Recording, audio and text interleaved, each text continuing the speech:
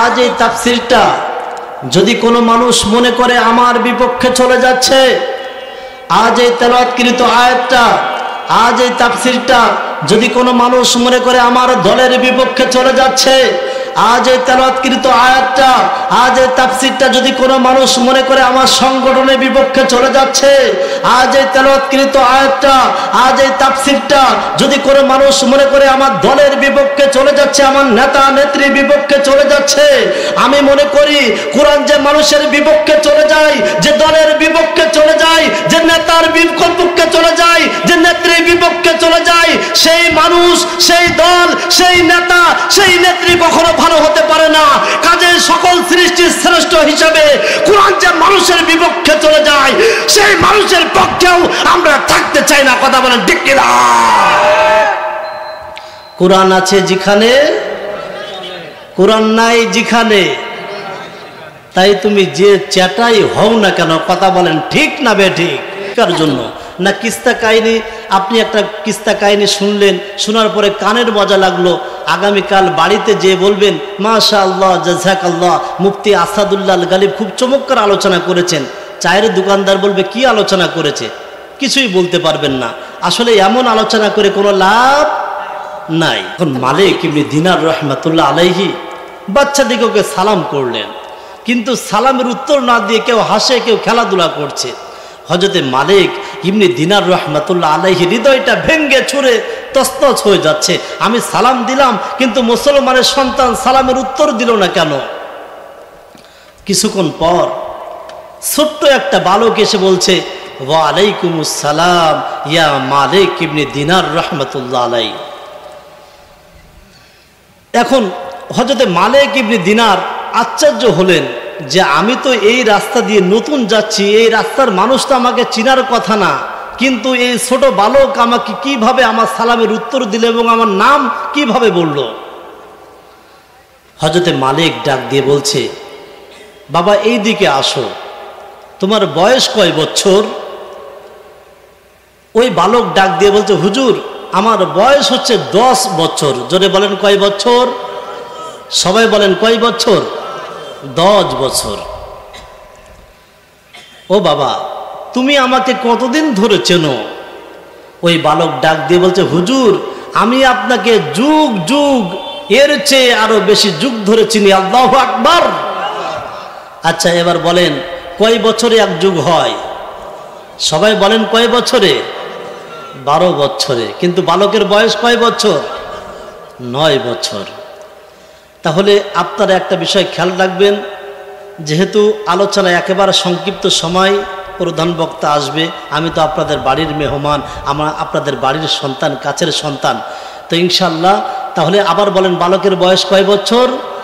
9 বছর। আবার ওই বালক ডাক দিয়ে বলছে হুজুর আমি আপনাকে যুগ যুগ এর চেয়ে আরো বেশি যুগ ধরে চিনি। আসলে কিভাবে চেনে আমি আপনাদেরকে বলবো। 1, 2 নম্বর হচ্ছে আমরা কারা কারা জান্নাতে যেতে চাই? 2 হাত তুলে একটু দেখান তো। লিল্লাহি তাকবীর, লিল্লাহি তাকবীর। আল কোরআনের আলো আসলে সংসদে জ্বালতে হবে, রাজি আছেন ইনশাআল্লাহ? আমরা সবাই যেহেতু জান্নাতে যেতে চাই, আজ আমি আপনাদের একটি আমলের কথা বলবো, যে আমল করলে সোজাসুজি আমরা সবাই জান্নাতে যেতে পারবো। আল্লাহ তাআলা কবুল করেন, বলেন আমিন। সম্মানিত ভাইরা, এখন আমরা সরাসরি কোরআনের নিকট চলে যাব। তবে একটা জিনিস মনে রাখবেন, কোনো আয়াতের কিংবা কোনো সূরা যদি আপনি তাফসির শুনতে চান, বুঝতে চান, জানতে চান, তাহলে প্রথমে জানতে হবে এই সূরাটা কোথায় নাজিল হলো, কেন নাজিল হলো, স্থান কাল পাত্র যদি আপনি বুঝতে পারেন, তাহলে এই বিষয়ে আপনার আলোচনা শোনা ব্রেনের ভিতরে একেবারে পানির মতো সহজ হয়ে যাবে। তাই আসুন আল্লাহ তাআলা সূরা আনকাবুত কেন নাজিল করলেন। আমার ভাইজান, আমার বন্ধুগণ, আল্লাহ রাসূল সাল্লাল্লাহু আলাইহি ওয়াসাল্লাম এইভাবে মসজিদে হারাম দিয়ে বসে আছেন। কিছুক্ষণ পর কয়েকজন সাহাবী আসলেন। আসার পর ডাক দিয়ে বলছেন ইয়া রাসূলুল্লাহ, আপনি তো বলেছেন মাতা নাসরুল্লাহ, আল্লাহ সাহায্য অতি নিকটে, কিন্তু কাফেররা তো আমাদেরকে মারা শুরু করে দিয়েছে, আমাদের হাত বাঁধা শুরু করে দিয়েছে, আমাদের পা বাঁধা শুরু করে দিয়েছে, এমনকি কাফেররা আমাদেরকে পাথর মারতে মারতে দুনিয়া থেকে বিদায় করে দিচ্ছে। ইয়া রাসূলুল্লাহ, তাহলে আল্লাহর সাহায্য কখন আসবে? আমরা কি দুনিয়া থেকে বিদায় নিলে আল্লাহর সাহায্য আসবে? যখন সাহাবীরা এই কথা বললেন, আমার রাসূল সাল্লাল্লাহু আলাইহি ওয়াসাল্লাম মাজাটা এইভাবে সোজা করে বসলেন, এইভাবে সোজা করে বসলেন। আল্লাহ রাসূল সাল্লাল্লাহু আলাইহি ওয়াসাল্লাম সাহাবীদেরকে ডাক দিয়ে বলছেন, ও আমার সাহাবীরা রে, আমার আগে 1,24,000 পয়গম্বর এই দুনিয়ার উপরে আসছে, মতান্তরে 2,24,000 পয়গম্বর এই দুনিয়ার উপরে আসছে, কিন্তু নবী রাসূলের উপরে যারা ঈমান আনতো তাদের কেমন পরীক্ষা করা হতো তোমরা কি জানো? সাহাবীরা বললেন, ইয়া রাসূলুল্লাহ, আমরা জানি না। তখন আল্লাহ তাআলা বলছেন, ওয়া মা নাকামু মিনহুম ইল্লা আইয়ুমিনু বিল্লাহিল আজিজিল হামিদ।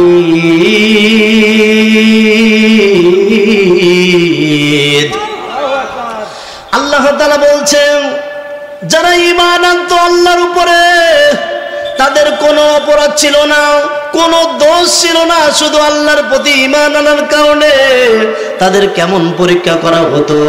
রাস্তার পাশে বড় বড় ঘরত খোঁচা হতো, ঘরতের ভিতরে ঈমানদারদেরকে রাখা হতো, ঈমানদারদেরকে রেখে ঘরতের ভিতরে আগুন দিয়ে জ্বালিয়ে তাদেরকে দুনিয়া থেকে বিদায় করে দিত। ও আমার সাহাবীরা রে, তারপরেও তারা ইসলাম থেকে, কোরআন থেকে তারা এক চুল পরিমাণ তারা ধরে সরত না। শুধু তাই নয়, যারা ঈমান আনতো তাদের মাথার উপরে করাত রাখা হতো, আর যদি আল্লাহর উপরে ঈমান তারা না ছাড়তো, তাদের মাথার উপরে করাত রেখে তাদের শরীরটা থেকে 2 খণ্ড করে তাদের শরীরটা আলাদা করে দিত। এত পরীক্ষা হওয়ার পর আমার সাহাবীরা রে, তারপরেও তারা ইসলাম থেকে, কোরআন থেকে তারা এক চুল পরিমাণ তারা ধরে সরে নাই। এরপর আমার রাসূল সাল্লাল্লাহু আলাইহি ওয়াসাল্লাম সান্ত্বনার বাণী দিচ্ছেন, আর সেদিন বেশি দূরে নয়, একটা মহিলা সানা পাহাড় থেকে হাজরা মাউতের দিকে রওনা দিবে। বেশি দূরে নয়, 100 মাইল দূর নয়, 200 মাইল দূর নয়, 300 মাইল দূর একটা মহিলা একা একা যাবেন। তার ইজ্জত হারাবার কোনো সম্ভাবনা থাকবে না, তার কোনো পেরেশান থাকবে না, তার ইজ্জত হারাবার সম্ভাবনা থাকবে না, ধর্ষণ হওয়ার সম্ভাবনা থাকবে না। ওই মহিলা 100 মাইল না, 200 মাইল না, 300 মাইল দূর যখন অতিক্রম করবে, আমার সাহাবীরা রে, ওই মহিলার কোনো চিন্তা থাকবে না। এইভাবে কয়েক বছর যখন পার হয়ে গেল, হঠাৎ করে একটা সাহাবী দেখতেছে একটা মহিলা রাস্তা দিয়ে যাচ্ছে। ওই সাহাবী ডাক দিয়ে বলছে, বোন আমার, তুমি কোথা থেকে আসছো এবং কোথায় যাবা? ওই মহিলা ডাক দিয়ে বলছে, ভাই আমার, আমি সানা পাহাড় থেকে আসি, আমি হাজিরা মাউতে যাব। ওই সাহাবী ডাক দিয়ে বলছে, মালিক, আমি জানি আমার রাসূলের কথা যাররা পরিমাণ কোনো মিথ্যা কথা হইতে পারে না, কিন্তু আমার রাসূলের কথা যে এত তাড়াতাড়ি বাস্তবায়ন হবে এটা তো আমি বুঝতে পারি নাই। বলেন আল্লাহু আকবার। আরো একটু জোরে বলেন আল্লাহু আকবার। আমার ভাইজান, আমার বন্ধুগণ, আজও দেখেন না সারা বিশ্বের মুসলমানরা নির্যাতিত, নিপীড়িত। আমি আপনাদেরকে আহ্বান করতে চাই, বেশি চিন্তা করার কোনো কারণ নাই, পেরেশান করার কারণ নাই। যত মুসলমানদেরকে মারবে মনে করবেন মুসলমানদের বিজয়ী অতি দ্রুত দেখা দিবে। এই ঘটনাক্রমেই আল্লাহ তাআলা সূরা আনকাবুত নাজিল করলেন। বলেন আল্লাহু আকবার। আমার ভাইজান, এবার খুব মনোযোগ দেন, যেহেতু আমরা শানে নজুল একেবারে সংক্ষিপ্তভাবে শেষ করলাম। রাসূল সাল্লাল্লাহু আলাইহি ওয়াসাল্লামের কথা নকল করে এই ঘটনাক্রমেই এক কবি একটা গজল লিখেছেন, আপনারা শুনবেন আপনারা। দেখেন, রসুল সাল্লাল্লাহু আলাইহি সাল্লামের কথা নকল করে গজলের সাথে হুবহু মিল। এবং সামনে যদি বাড়েন, সামনের দিকে যদি আগান, আমার আলোচনা যদি আপনারা বুঝতে পারেন, একেবারে হুবহু সারা বিশ্বের মুসলমানরা কেমন আছে আপনারা বুঝতে পারবেন, একেবারে সহজ হয়ে যাবে। এই একাকী নিরমণি নির্জন পথে যাবে, কোনো জন কটু কথা কবে না, কোন জন পথে যাবে সম্পদের মোহে, খুনার রাহাজানি হবে না। ঠিক কিনা? একাকী নিরমণি নির্জন পথে যাবে, কোন জন কটু কথা কবে না, কোন জন পথে যাবে সম্পদের মোহে, খুনার রাহাজানি হবে না। সেই দিহিনা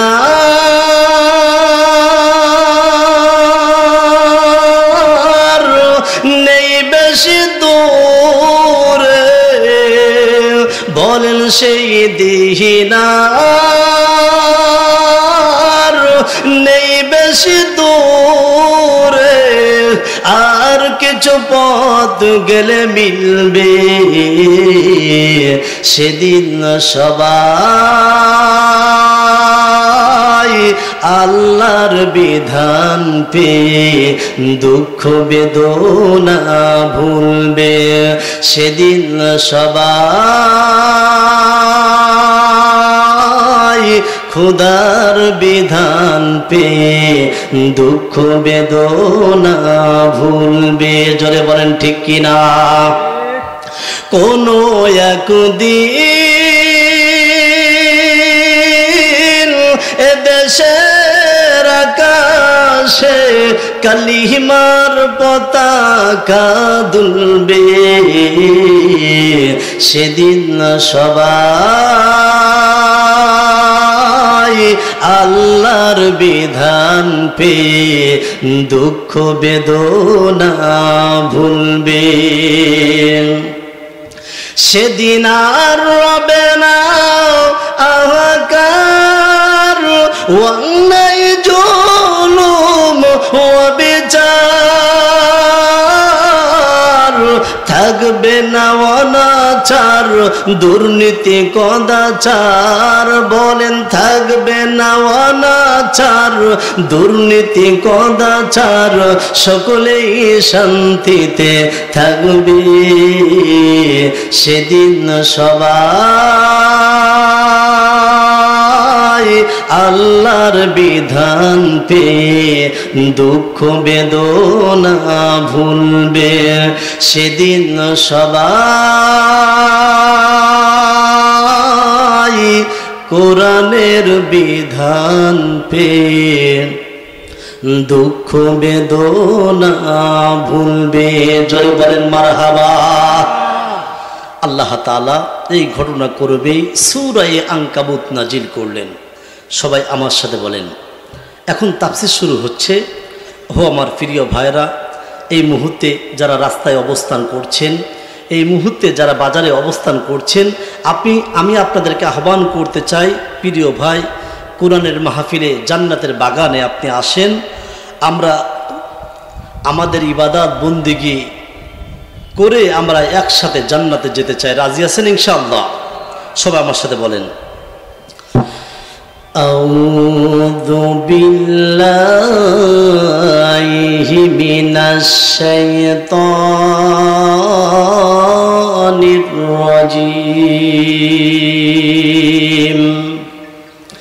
বিসমিল্লাহির রহমানির রহিম। আলিফ লাম মিম। আহাসিবান নাসু আন ইউতরাকু أن يقولوا آمنا وهم لا يفتنون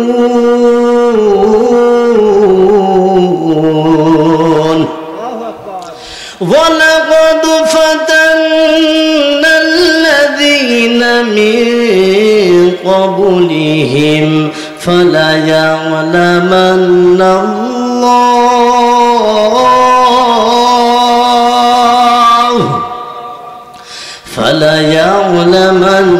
الله الذين صدقوا وليعلمن الكاذبين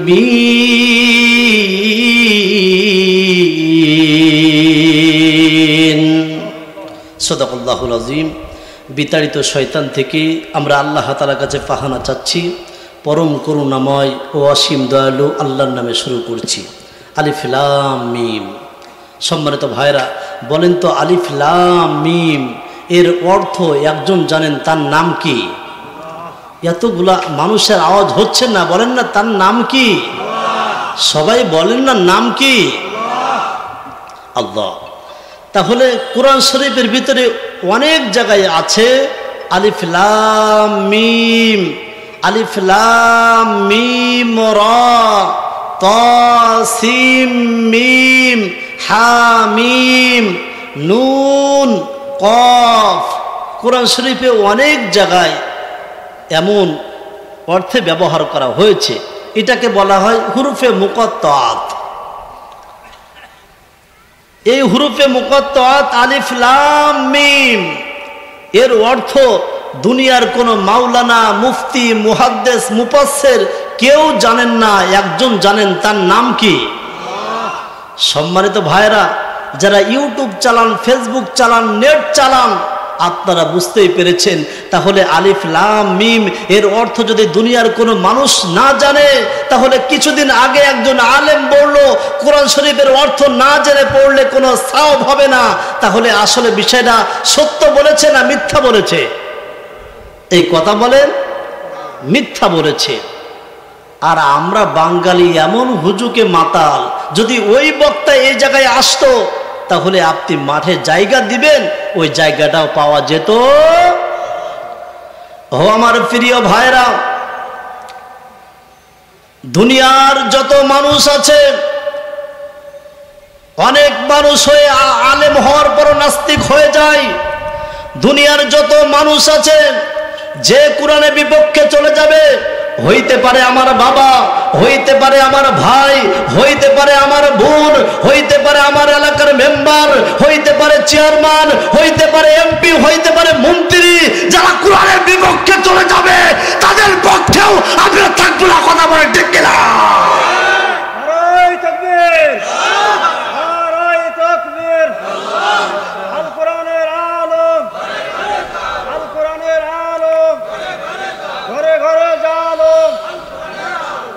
ও আমার প্রিয় ভাইরা, আহাসিবান নাসু আইয়ুতরাকু আইয়াকুলু আমান্না ওয়া হুম লা ইফতানুন। আল্লাহ তাআলা বলছে, তোমরা কি এই ধারণা করেছো যে আমরা আল্লাহর কাছে যাওয়ার পর আল্লাহকে বলবো, আল্লাহ আমরা তোমার প্রতি ঈমান এনেছি। এই কথা বললেই কি আল্লাহ আমাদেরকে ছেড়ে দিবেন? এই কথা বলেন, ছেড়ে দিবেন? ছেড়ে দিবেন না। আল্লাহ তাআলা বলছে, ওয়ালাকাদ ফাতান্নাল্লাযীনা মিন ক্বাবলিহিম ফালায়া'লামান্নাল্লাহুল্লাযীনা সাদাকু ওয়ালায়া'লামান্নাল কাযিবিন। পূর্ববর্তী যত লোক দুনিয়ার উপরে আসছে আমি তাদেরকে পরীক্ষা করেছি, কারা সত্যবাদী আর কারা মিথ্যাবাদী। এটা পরীক্ষা করা দরকার আছে না নাই? ও আমার প্রিয় ভাইরা, আমাদের সমাজে অনেকেই আছে যারা ইমাম সাহেবের সামনে গিয়ে বলে, ইমাম আমরা আলেমদেরকে ভালোবাসি। অনেকেই বলে আমরা কোরআনকে ভালোবাসি, আমরা হাদিসকে ভালোবাসি, আমরা রসুলকে ভালোবাসি, আমরা আলেম উলামাদেরকে ভালোবাসি। যে মুখ দিয়ে বলল, কিছুদিন পরে যখন আলেমদেরকে ফাঁসির মঞ্চে ঝুলানো হয়, আবার সেই মুখ দিয়ে আনন্দ করে উল্লাস করে যারা মিষ্টি বিতরণ করেছিল তাদের পক্ষেও তারা ছিল। কথা বলেন ঠিক কিনা? আসলে তুমি মনে করো তোমার ভণ্ডামি দুনিয়ার মানুষ দেখে না, আল্লাহ দেখে না। তোমার ভণ্ডামি হয়তো দুনিয়ার মানুষ দেখতে পায় না, কিন্তু একজন দেখেন, তার নাম কি? ওই দিনের ভয় পান, একটু ভয় করেন তো ওই দিনের। আমার প্রিয় ভাইরা, আসলে ঈমান খুব গুরুত্বপূর্ণ জিনিস, ঈমান খুব গুরুত্বপূর্ণ জিনিস। ঈমান আনবেন, নামাজ পড়বেন, রোজা রাখবেন, হজ করবেন, যাকাত দিবেন, যা করবেন সওয়াব হবে। কিন্তু ঈমান নাই, যতই কোরআনের মাহফিলে আসেন, যতই আপনার স্ত্রীকে পর্দায় রাখান, কোনো লাভ হবে না। এই জন্য ঈমান আনার পর একটা জিনিস, এটা থেকে আমরা পরিষ্কারভাবে বুঝলাম, ঈমান আনার পর হচ্ছে বান্দার পরীক্ষা, পরীক্ষা, পরীক্ষা। কথা বলেন ঠিক না বেঠিক? এখন আল্লাহ তাআলা আমাদেরকে পরীক্ষা নিতে চান। আমরা কারা কারা পরীক্ষা দিতে রাজি? দু হাত তুলে দেখান তো। লিল্লাহি তাকবীর, হাত নামান। আমি কোরআন শরীফের অনেক গবেষণা করে দেখেছি, যতটুকু আমার নলেজে আছে, আল্লাহ তাআলা ঈমানদারদেরকে অনেক বিষয়, অনেক রকম পরীক্ষা করবেন। তার ভিতরে বিশেষ করে 5টা পরীক্ষা করবেন। জোরে বলেন কয়টা? এটা আমরা কোরআন থেকে নিব। আল্লাহ তাআলা বলছেন, وَلَنَبْلُوَنَّكُمْ بِشَيْءٍ مِّنَ الْخَوْفِ وَالْجُوعِ وَنَقْصٍ مِّنَ الْأَمْوَالِ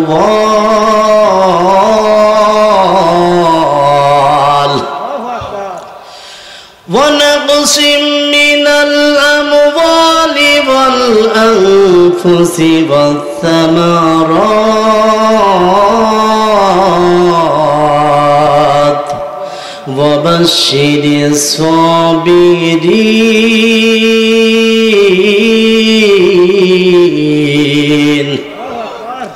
আল্লাহ তাআলা বলছে, বান্দা, যখন তোমরা ঈমান আনবা, ঈমান আনার পর আমি তোমাদের ভয় দিয়ে পরীক্ষা করব, অনাহারে রেখে আমি তোমাদেরকে পরীক্ষা করব, তোমাদের জান দিয়ে পরীক্ষা করব, তোমাদের মাল দিয়ে পরীক্ষা করব, আবার কাউকে না দিয়ে পরীক্ষা করব।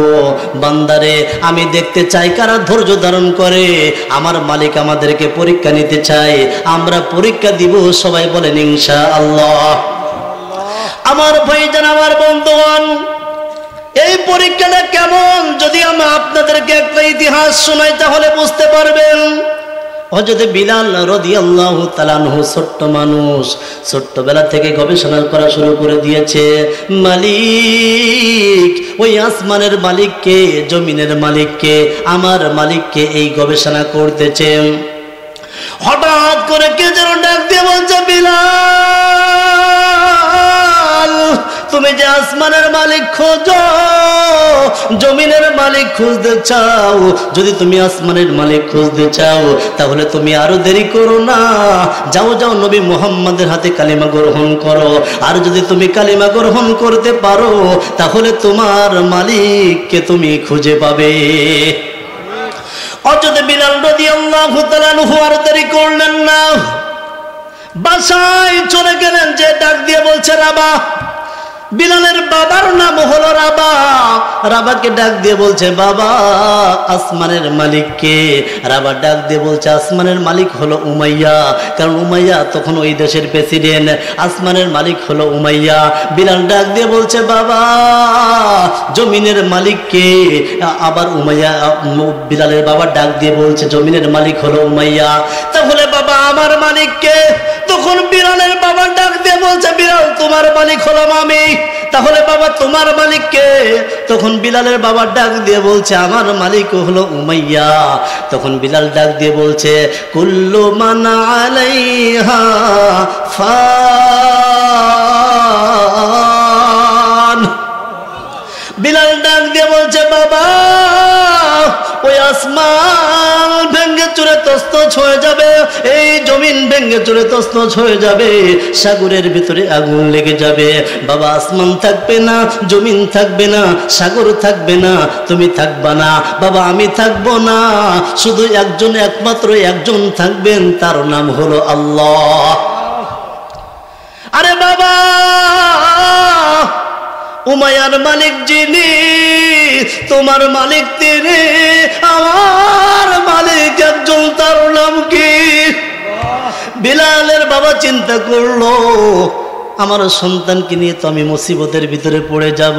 ভাইজানা রে, অনেকেই আছেন আপনার সন্তান যদি আলেমের সাথে চলে, অনেকেই আছেন এমন ধারণা মসজিদের ইমামের সাথে চলতেছে আমার সন্তান, মসজিদের মুয়াজ্জিন সাহেবের সাথে চলে, কিন্তু বাবা সহ্য করতে পারে না, মনে করে সে খারাপ হয়ে যাবে, মনে করে সে তালেবান হয়ে যাবে।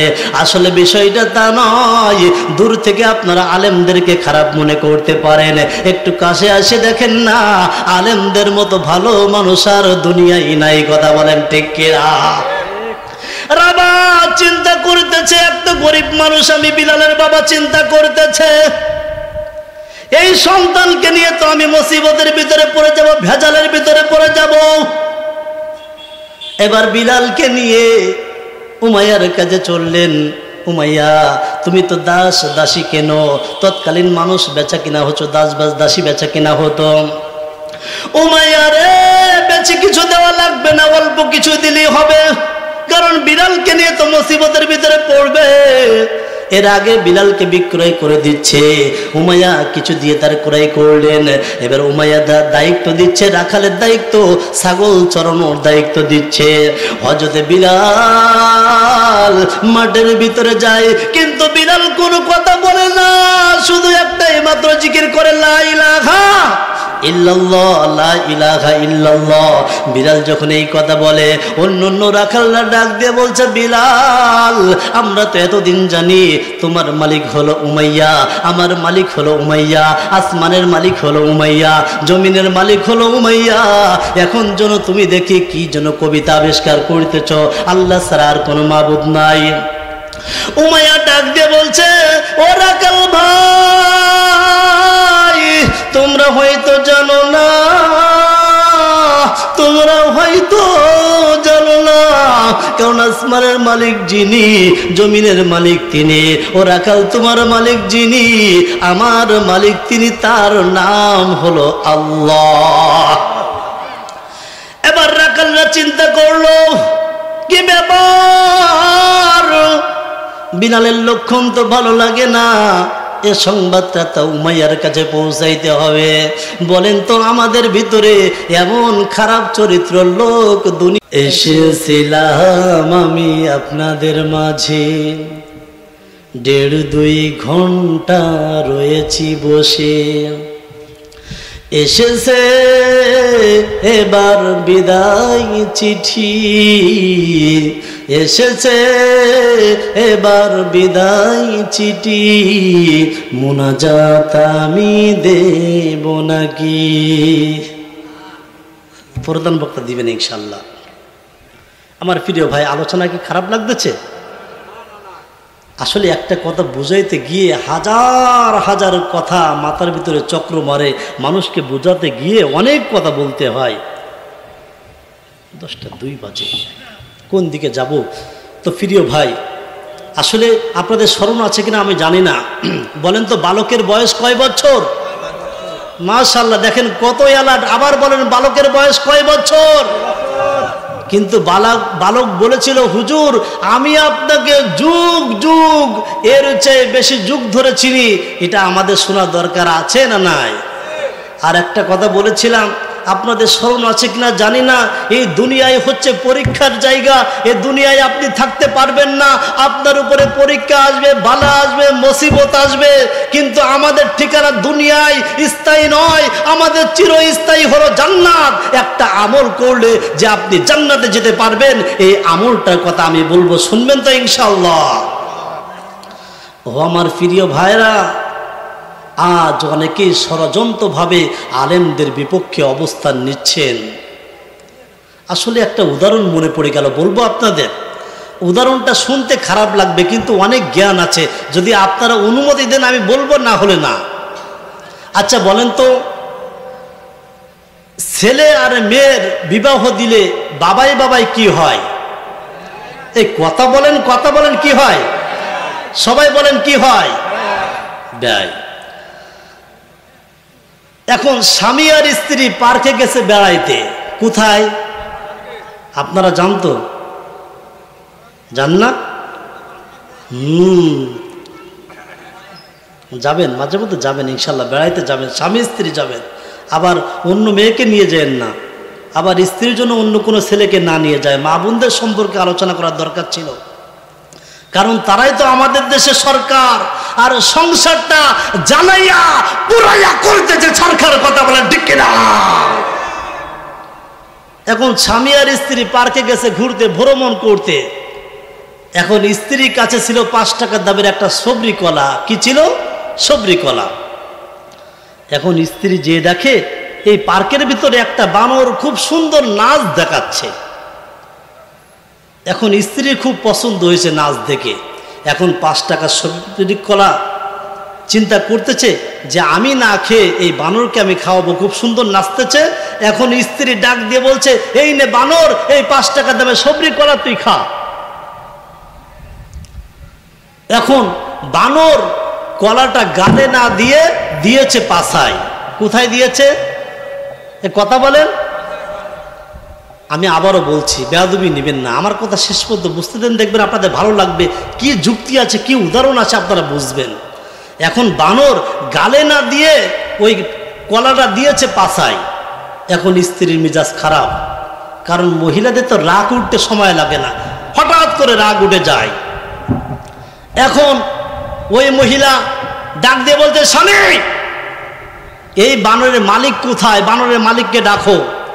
বানরের মালিককে খুঁজতে খুঁজতে অনেক কষ্টের পরে বানরের মালিককে পেয়েছে। স্ত্রীর সামনে নিয়ে আসছে।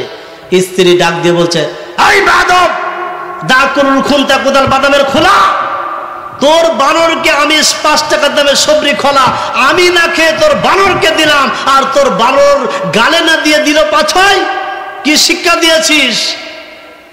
বানরের মালিক বলছে, ম্যাডাম আসলে এই শিক্ষাটা আমি দেই নাই। তাহলে কে দিয়েছে? ম্যাডাম এই জায়গা থেকে কিছুদিন আগে ছিল জ্যৈষ্ঠ মাস, আর জ্যৈষ্ঠ মাসে এই পার্কের ভিতরে কিছু চ্যাংড়া ছেলেরা আসছিল পিকনিক করার জন্য, আর তাদের কাছে কিছু ছিল ন্যাংরা আম, আর এই ন্যাংরা আম থেকে আমার বানরকে একটা আম দিয়েছিল, কিন্তু আমার বানর কোঠে নাই, বাসে নাই, ছেলে নাই, ও ডাইরেক্ট গালের ভিতরে দিয়েছে। আর যেহেতু ন্যাংরা আমের আঁটি তো অনেক বড়, বাঁধবে না, ওই যে মলদার করে ওই জায়গায় বেঁধে গিয়েছে। এখন বাথরুম করতে পারে না, পায়খানা করতে পারে না, 1 দিন 2 দিন 3 দিন গ্যাস হয়ে এমন অবস্থা যে বানর মরে যাবে ভাব। বানরের মালিক আর দেরি না করে মনে করেন এনাম মেডিকেলে নিয়ে গিয়েছে। এখন ডাক্তাররা কোনো পর্যায়ে আঁটিটা বাহির করতে পারতেছে না, পরে পাছা চিরে তার আমের আঁটিটা বাহির করেছে, সেলাই করে দিয়েছে। কিছুদিন পর বানর সুস্থ হয়েছে, আবার পার্কে আসছে, এসে খেলাধুলা দেখায়। এবার বানরের মালিক ডাক দিয়ে বলছে, ম্যাডাম ওই যে চ্যাংড়া ছেলেরা কিছু আম দিয়েছিল, একটা আম খাওয়ার পর যখন বেঁধে গিয়েছে, আমার বানর আজও পর্যন্ত সেই দৃশ্যের কথা ভোলে নাই। সেই জায়গা থেকে যদি কেউ কিছু দেয়, ও গালে দেওয়ার আগে পাছা দিয়ে মাপ নেয় যে গাল দিয়ে ঢুকাইলে পাছা দিয়ে বাইর হবে কিনা। কথা বলেন।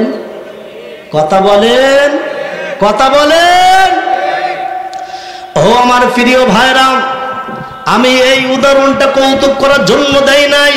ও আমার প্রিয় ভাইরা, এই উদাহরণটা আমি হাসার জন্য দেই নাই।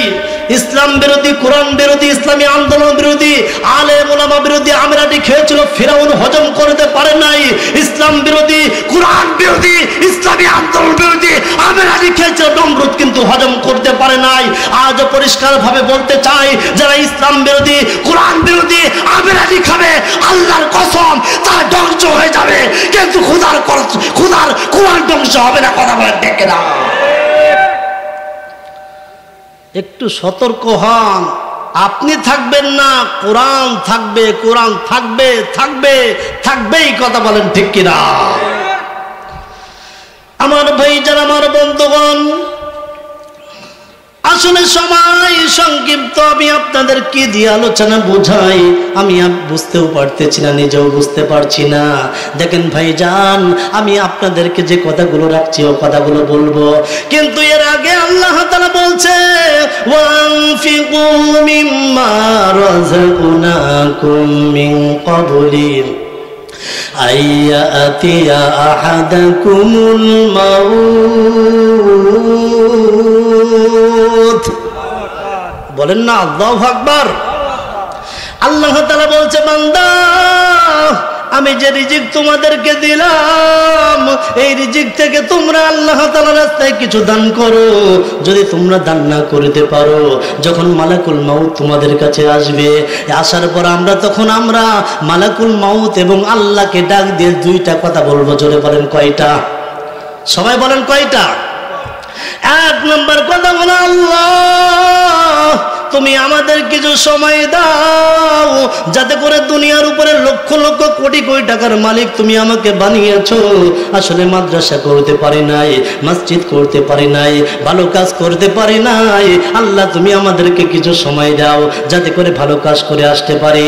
আর দুই নম্বর হলো ওয়াকুম মিনাস সালিহিন, যারা দুনিয়ার উপরে নেককার বান্দা ছিল, যারা দুনিয়ার উপরে আলেম ওলামা ছিল, যারা ভালো বান্দা ছিল, এদের সাথে একটু সম্পর্ক করে আসতে পারি, একটু সময় তুমি আমাদেরকে দাও। কিন্তু আল্লাহ তাআলা ডাক দিয়ে বলছেন ওয়ালা ইউখিরুল্লাহু নাফসান ইযা জাআ আজালুহা ওয়াল্লাহু খবীরুম বিমা তা'মালুন।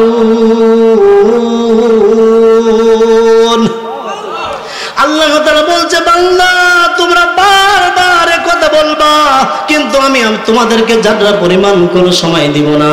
কারণ তোমরা দুনিয়ার উপরে যা কিছু করবা, একজন জানেন তার নাম কি?